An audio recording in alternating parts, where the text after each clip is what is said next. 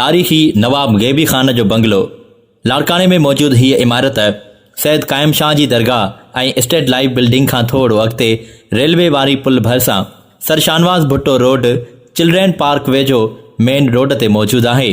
हिन इमारत खे गैबी ख़ान जे बंगले तौरु सुञातो वञे थो। नवाब गैबी ख़ान जो असुल नालो अली नवाज़ ख़ान हो। हिन खां अॻु चांडिया क़ौम जे पगदार जो लक़ब वॾेरो या सरदार हूंदो हो, पर हाणे अली नवाज़ चांडियो खां वठी गैबी ख़ान जे लक़ब सां मशहूरु थियो। नवाब साहब घणो करे शाम जो हिन बंगले में कचहरी कंदो हो। नवाब गैबी ख़ान जी वफ़ात 26 नवंबर 1954 ईस्वीअ ते 73 सालनि जी उमिरि में थी।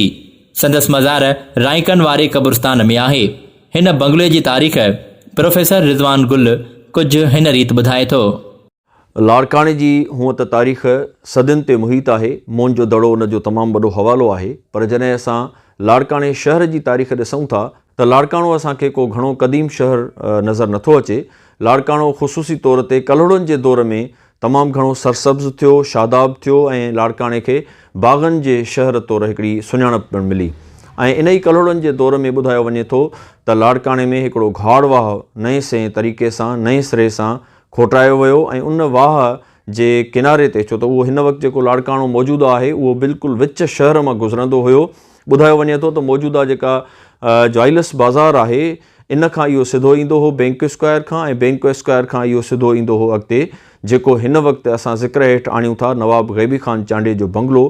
इहो बिल्कुलु बि इन जे पुठ में गुज़रंदो हुयो ऐं इन घाड़ वाह जे किनारे ते हिकिड़ो शानदार इहो नवाब गैबी ख़ान चांडे जो बंगलो उन वक़्तु जुड़ी रास थियो। इहा ॻाल्हि आहे सन 1904 जी। हिन वक़्तु इन तारीख़ी इमारत जी जेका उमिरि आहे उहा लॻभॻि 119 साल थी चुकी आहे ऐं हिन वक़्तु बि इहो बंगलो पंहिंजे पूरे आबोताब सां कर खयूं बीठल आहे ऐं तारीख़ जा केतिरा ई इन में ख़ूबसूरत लम्हा क़ैद थियल आहिनि। छो त नवाब गैबी ख़ान चांडियो जेको हिन ख़िते जो ख़ासि तौर ते चांडियनि जे सरदारी जे हवाले सां ऐं हूअं बि सियासी ऐं समाजी हवाले सां हिकिड़ो तमामु वॾो नालो आहे ऐं हिकिड़े इश्तिहारे तौरु बि इस्तेमालु कयो वेंदो आहे उनजो नालो।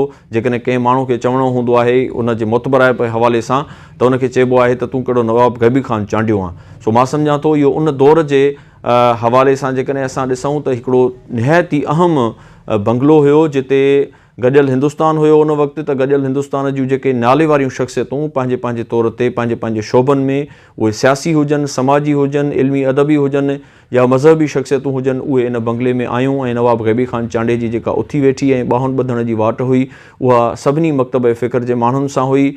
हर क़िस्म जा माण्हू उते ईंदा हुआ। त इन हवाले सां बि इन बिल्डिंग जी तमामु घणी इंपॉर्टेंस आहे त इन बिल्डिंग में इन तारीख़ी इमारत में उहे सभु गॾियल हिंदुस्तान जूं नाले वारियूं शख़्सियतूं जेके आहिनि उहे आयूं। हिन वक़्तु बि जेकॾहिं असां लाड़काने जी वॾी उमिरि रखंदड़ माण्हुनि खां पुछंदासीं त उहे इन पाड़े खे ई नवाब गैबी ख़ान चांडे जो पाड़ो सम्झनि था ऐं सुञाणनि था।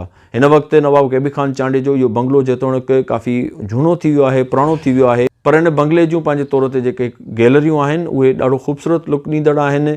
इन में ख़ूबसूरत क़िस्म जी चिटसाली थियल आहे ऐं उहा चिटसाली जेका आहे एम्बोस थियल आहे ऐं उन दौर में जेको चूने जो ख़ुशूसी तौर ते कमु थियल हूंदो हुयो उन में तव्हां जेकॾहिं इन में वेझो वञी ॾिसंदो त तव्हांखे हिकिड़ा गुल, पत्ता, गुलदान इन क़िस्म जूं शयूं जेके आहिनि ठहियल नज़र ईंदियूं ऐं इन क़िस्म जूं इमारतूं असांखे ख़ुशूसी तौर ते इंडिया जे अंदरि खोड़ सारियूं नज़र अचनि थियूं। इंडिया जे अंदरि इन क़िस्म जूं इमारतूं ताजमहल स्टाइल में जेके ठहियल आहिनि उहे असांखे नज़र अचनि थियूं। असां जेकॾहिं अॼु खां 119 साल पोइ ते वञूं था त उन वक़्तु तसवुरु कजे त इन इलाइक़े में ॿिया के ख़ासि एॾा बंगला असांखे कोन था मिलनि। इहो बंगलो पंहिंजी नोयत जो उन सॼे इलाइक़े में कर खयूं बीठल बंगलो हूंदो हुयो जंहिंमें उन दौर जा नवाब, सरदार ऐं वॾा वॾा जेके ऑफिसर्स ऐं पॉलिटिशियन्स हूंदा हुआ उहे ईंदा हुआ। सो मां सम्झां थो लाड़काने जे तारीख़ जे हवाले सां ही हिकिड़ो तमामु अहम बंगलो आहे जेके प्रिज़र्व करणु खपे। ऐं मां सम्झां थो चांडिया फैमिली जेका हितां जी लाड़काने जी कंबर शहदाद कोट जी तमामु वॾी फैमिली आहे सियासी समाजी हवाले सां। जेकॾहिं उन्हनि जी फैमिलीअ जे हवाले सां इन बंगले खे हिन वक़्तु म्यूज़ियम में तब्दील कयो वञे त इहो बि इन जो तमामु ख़ूबसूरत इस्तेमालु हूंदो। लाड़कानो जेको हूअं बि तारीख़ी हवाले सां तमामु घणो अहमियत रखंदड़ आहे ऐं लाड़काने शहर लाइ हूअं बि हुजे ई नाणो त घुम लाड़कानो चयो वेंदो आहे। त लाड़काने जी इहा ॻाल्हि असांखे पस मंज़र में जॾहिं वञूं था त सम्झ में ज़रूरु अचे थी त लाड़कानो माज़ीअ में हिकिड़ो ख़ुशहाल शहर रहियो आहे ऐं हिन वक़्तु बि लाड़काने जो उहो शानदार जेको माज़ी आहे उहो असांखे नज़र अचे थो। तव्हांखे जस हुजे जो लाड़काणे जी तारीख़ सहण जे हवाले सां हिन क़िस्म जूं डॉक्यूमेंट्रीज़ ठाहियो था, हिन क़िस्म जे वीडियोज़ ते कमु कयो था।